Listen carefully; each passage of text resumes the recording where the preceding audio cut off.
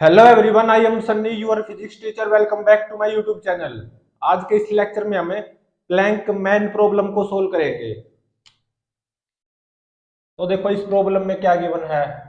मान लो acceleration due to gravity की value near the surface of earth 10 metre पर सेकंड स्क्वायर गिवन है,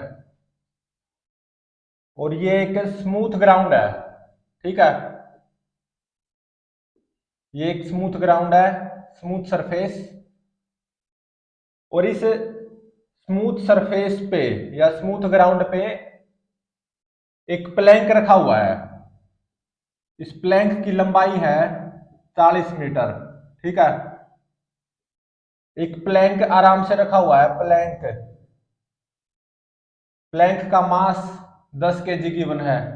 ठीक है, और ये प्लैंक आराम से रखा हुआ है, मतलब प्लैंक रेस्ट पे है इनिशियली।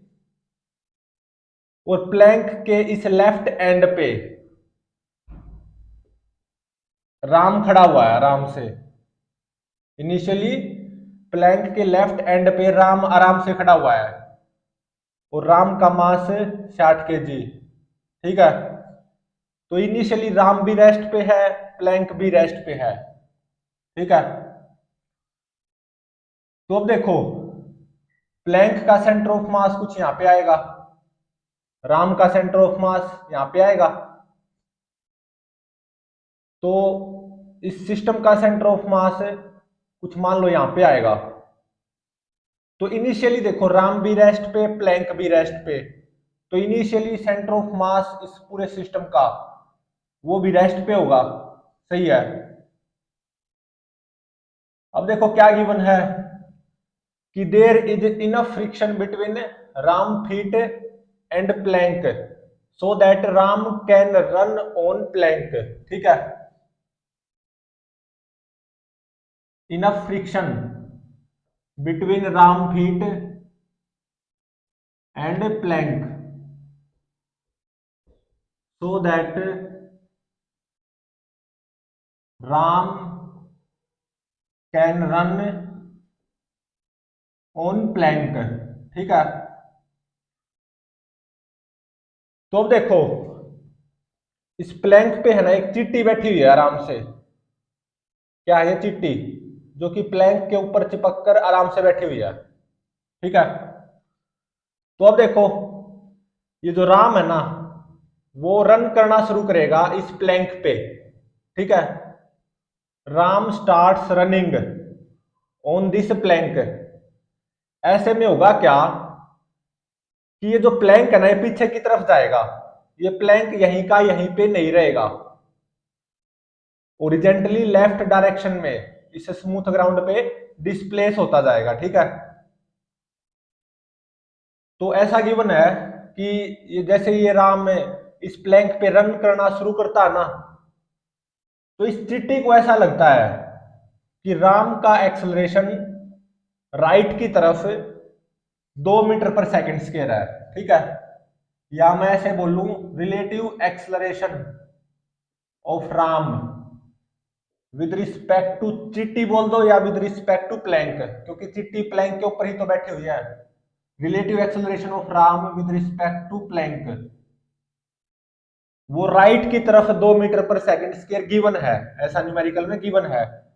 इस डायरेक्शन को पॉजिटिव मान रहा हूं, इस डायरेक्शन को नेगेटिव।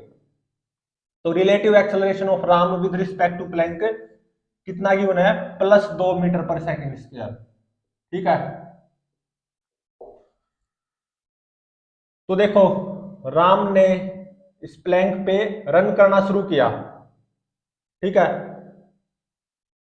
और ऐसा गिवन है relative acceleration of Ram with respect to चिट्टी बोल दो या with respect to plank, right की तरफ 2 मीटर पर सेकंड स्क्वायर गिवन है। तो ये तो रिलेटिव एक्सेलरेशन है राम का with respect to plank, right की तरफ 2 मीटर पर सेकंड स्क्वायर। जैसे ये राम इस प्लैंक पे रन करेगा ना, तो ये प्लैंक लेफ्ट की तरफ चलेगा, इस स्मूथ ग्राउंड पे लेफ्ट की तरफ चलेगा। तो मान लो विद रिस्पेक्ट टू ग्राउंड इस प्लैंक का एक्सेलरेशन लेफ्ट की तरफ एपी होगा, जो कि फाइंड आउट करना होगा। और राम का acceleration with respect to ground right की तरफ ए आर होगा, ठीक है। और राम का acceleration with respect to plank वो राइट की तरफ 2 मीटर पर सेकंड स्क्वायर की बना है, ठीक है। तो अब देखो, एक तरह से ए आर फाइंड आउट करना है, एपी फाइंड आउट करना है, ठीक है। तो अब देखो राम का F B D with respect to ground कैसा आएगा। ये क्या है, राम है, इस राम का एफ बी डी बनाने जा रहा हूं with respect to ground. Ram पे एक mg फोर्स आएगा 600 न्यूटन, और एक n1 नॉर्मल रिएक्शन आएगी बाय प्लैंक 600 न्यूटन ही, ठीक है। और एक प्लैंक के द्वारा राम के पैरों पे आगे की तरफ स्टैटिक फ्रिक्शन आएगा Fs, ठीक है। और अब देखो प्लैंक का एफबीडी बनाने जा रहा हूं मैं with respect to ground. Plank का एफबीडी, तो एक तो mg फोर्स आएगा 100 न्यूटन, और एक रिएक्शन फोर्स आएगी by feet of Ram 600 newton, और एक n2 नॉर्मल रिएक्शन आएगा by smooth ground on plank 600 plus 100 700 newton, ठीक है। और राम के पैरों के द्वारा इस प्लैंक पे इस डायरेक्शन में एफ एस स्टैटिक फ्रिक्शन आएगा, ठीक है। तो अब देखो इस पूरे सिस्टम पे राम प्लस प्लैंक सिस्टम पे नेट फोर्स 0 है, देख सकते हो 600 600 कैंसल, ये एफ एस से ये एफ एस कैंसल, 600 प्लस 100 700 से ये 700 कैंसल। तो पूरे सिस्टम पे नेट फोर्स 0 है, तो इसका मतलब acceleration of centre of mass इस पूरे सिस्टम का क्या रहेगा, 0। तो इसका मतलब पूरे सिस्टम का जो सेंटर ऑफ मास है ना उसकी वेलोसिटी कांस्टेंट रहेगी। और t इज इक्वल टू 0 पे देखो, जैसे ही राम ने रन करना शुरू किया था at t is equal to 0, Ram भी रेस्ट पे था, प्लैंक भी रेस्ट पे था, तो t इज इक्वल टू 0 पे सेंटर ऑफ मास रेस्ट पे था, और acceleration of centre of mass 0 रहेगा जैसे ये राम इसके ऊपर रन करता जाएगा। तो इसका मतलब velocity of centre of mass 0 ही रहेगी, तो सेंटर ऑफ मास रेस्ट पे ही रहेगा इस पूरे सिस्टम का, centre of mass remains at rest, ठीक है। तो अब देखो acceleration of centre of mass of system का फॉर्मूला क्या होता है, m1a1 plus m2a2 divided by m1 plus m2। m1 short, a1 मतलब एक्सेलरेशन राम का मतलब plus A R, plus m2 10, a2 minus AP divided by m1 plus m2, 60 plus 10 है 70, और acceleration of centre of mass 0 रहेगा, ठीक है। तो यहां से एक इक्वेशन आ गई 60 A R is equal to 10 AP, या AP is equal to 6 A R, ठीक है। फर्स्ट इक्वेशन ये आ गई। अब देखो मैं इस प्लैंक के ऊपर चीटी बन के बैठकर इस राम के रिलेटिव मोशन को ऑब्जर्व करूंगा, या राम के मोशन को ऑब्जर्व करूंगा इस प्लैंक के ऊपर चीटी बनकर बैठकर, ठीक है। मतलब अब मैं relative motion of Ram with respect to plank बोल दो या विद रिस्पेक्ट टू चीटी, वो अप्लाई करने जा रहा हूं। तो अब देखो with respect to plank relative acceleration of Ram कितना गिवन है, +2, और रिलेटिव मोशन का यूज करते हुए ये किसके बराबर होगा, acceleration of Ram with respect to ground frame a r minus acceleration of plank with respect to ground frame minus a p, तो माइनस माइनस ये प्लस हो गया, तो ए आर प्लस एपी ये कितना आ गया, 2। तो ये होगी सेकंड इक्वेशन। तो अब देखो फर्स्ट इक्वेशन से एपी की वैल्यू 6 ए आर यहाँ पे पुट कर दो, तो 7 ए आर किसके बराबर आ गया, 2 के बराबर। तो ए आर की वैल्यू आ गई 2 बाय में 7। ठीक है, एपी की वैल्यू क्या हो जाएगी, 6 इंटू में ए आर, तो मतलब 12 बाय 7। ठीक है, तो Ram with respect to ground rest से राइट की तरफ एक्सेलरेट करेगा, कितने एक्सेलरेशन से, 2 बाय में 7 मीटर पर सेकंड स्क्वायर से। और ये plank with respect to ground rest से लेफ्ट की तरफ एक्सेलरेट करेगा 12 बाय में 7 मीटर पर सेकंड स्क्वायर एक्सेलरेशन से। ठीक है, तो अब देखो ये जो स्टैटिक फ्रिक्शन आएगा ना between Ram feet and plank f s, उसकी वैल्यू और फाइंड आउट करते हैं। Newton second law of motion apply कर दो राम पे with respect to ground frame. तो राम पे नेट फोर्स राइट की तरफ है, किसके बराबर है, एफ एस स्टैटिक फ्रिक्शन के बराबर, is equal to mass of Ram short into में acceleration of Ram with respect to ground, right की तरफ ही कितना है, 2 बाय में 7, तो ये आ गया 120 बाय में 7 न्यूटन। ठीक है, स्टैटिक फ्रिक्शन की value between Ram feet and plank, तो ये आएगी 17.14 न्यूटन। तो अब देखो ये अगर स्टैटिक फ्रिक्शन है तो इसको स्टैटिक फ्रिक्शन की रेंज में भी होना चाहिए, मतलब it must be less than और equal to limiting friction, less than और इक्वल टू म्यू इंटू में नॉर्मल रिएक्शन 600। ठीक है, तो यहां से देखो क्या आ गया, mu must be greater than और इक्वल टू 0.028। एक कंडीशन ये भी आ गई कि coefficient of friction between Ram feet and plank वो कम से कम कितना जरूर होना चाहिए, 0.028 के बराबर कम से कम जरूर होना चाहिए, या इससे ज्यादा भले हो जाए। ठीक है,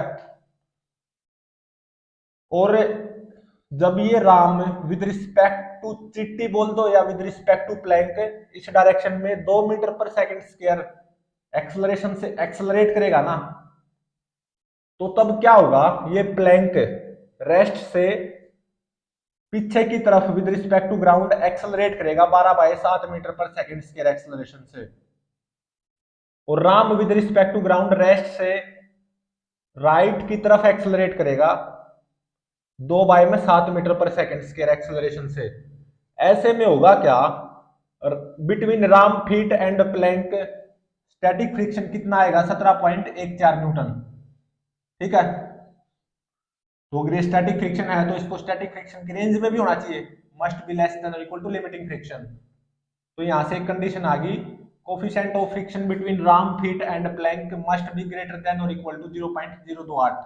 ठीक है, तो अब देखो राम को इस प्लैंक के राइट कॉर्नर पर पहुंचने में कितना टाइम लगेगा, वो कैसे निकालें।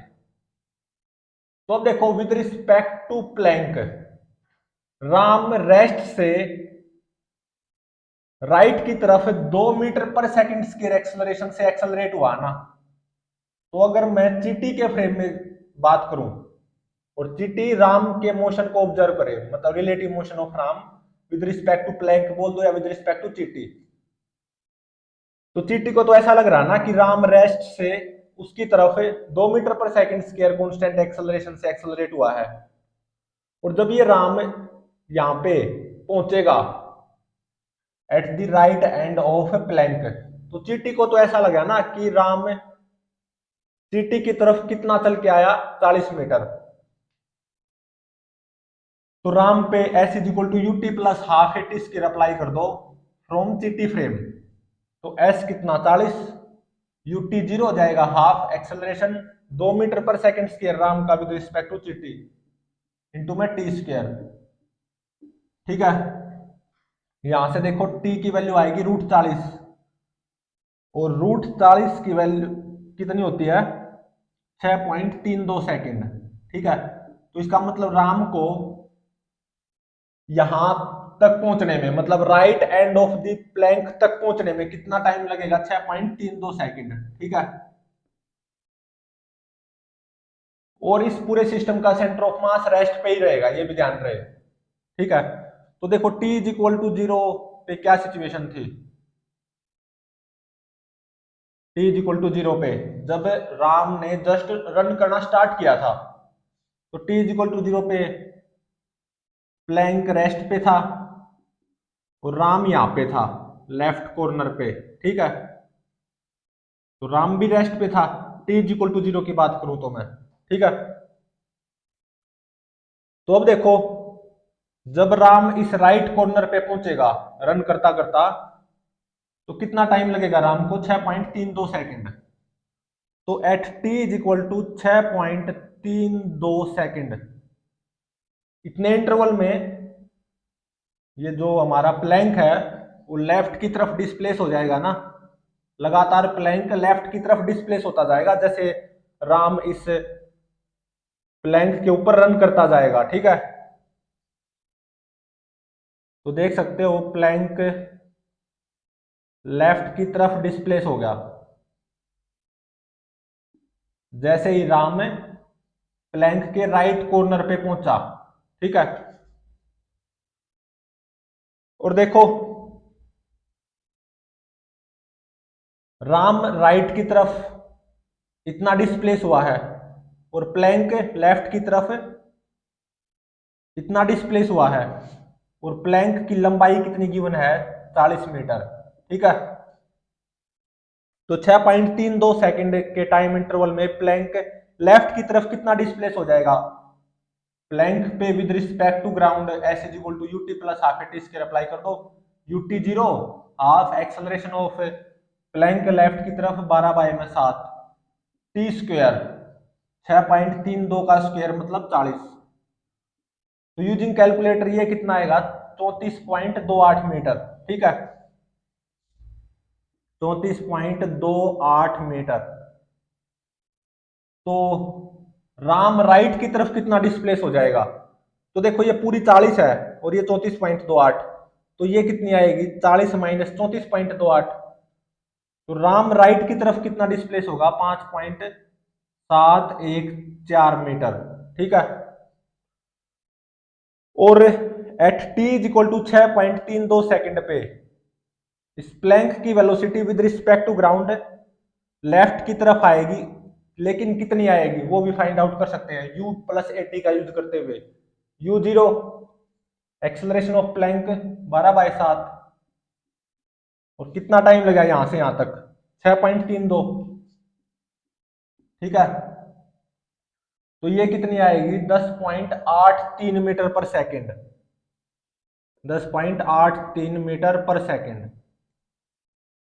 At T is equal to 6.32 second पे जब राम इस प्लैंक के राइट कॉर्नर पे पहुंचा होगा, उस टाइम पे प्लैंक की वेलोसिटी लेफ्ट की तरफ 10.83 मीटर पर सेकंड होगी, और राम की velocity with respect to ground इसी इंस्टेंट पे 6.32 सेकंड इंस्टेंट पे वो कितनी होगी? अब राम के लिए u plus a t use कर दो from ground frame. u0 acceleration of Ram with respect to ground frame right की तरफ 2/7 इंटू में टाइम 6.32। ठीक है। तो ये कितनी आएगी? नियरली 1.8 मीटर पर सेकंड। ठीक है।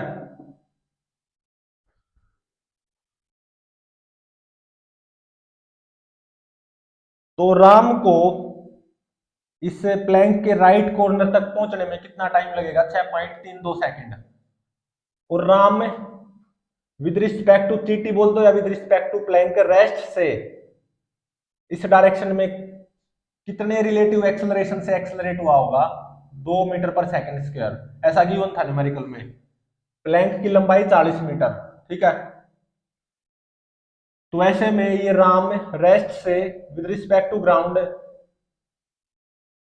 राइट की तरफ 2/7 मीटर पर सेकंड स्क्वायर एक्सेलरेशन से एक्सेलरेट करेगा, और ये प्लैंक रेस्ट से with respect to ground frame left की तरफ 12/7 मीटर पर सेकंड स्क्वायर कांस्टेंट एक्सेलरेशन से एक्सेलरेट करेगा। ठीक है। और between Ram feet and plank कितना स्टैटिक फ्रिक्शन रहेगा इस कंप्लीट जर्नी में? 17.14 न्यूटन। ठीक है। और राम को इस प्लैंक के राइट एंड तक पहुंचने में कितना टाइम लगेगा? 6.32 सेकंड। तो इतने इंटरवल में ये जो प्लैंक है ना, लेफ्ट की तरफ कितना डिस्प्लेस हो जाएगा? 34.28 मीटर। और Ram with respect to ground right की तरफ कितना डिस्प्लेस हो जाएगा? 5.714 मीटर। और at T is equal to 6.32 second पे जब राम इस प्लैंक के राइट कॉर्नर पे जस्ट पहुंचा होगा, उस टाइम पे राम की velocity with respect to ground frame right की तरफ 1.8 मीटर पर सेकंड होगी, और प्लैंक की velocity with respect to ground frame 6.32 second instant पे ही लेफ्ट की तरफ 10.83 मीटर पर सेकंड होगी। और इस पूरे सिस्टम का सेंटर ऑफ मास रेस्ट पे ही रहेगा। ठीक है। तो प्लीज चैनल को लाइक शेयर और सब्सक्राइब जरूर करें।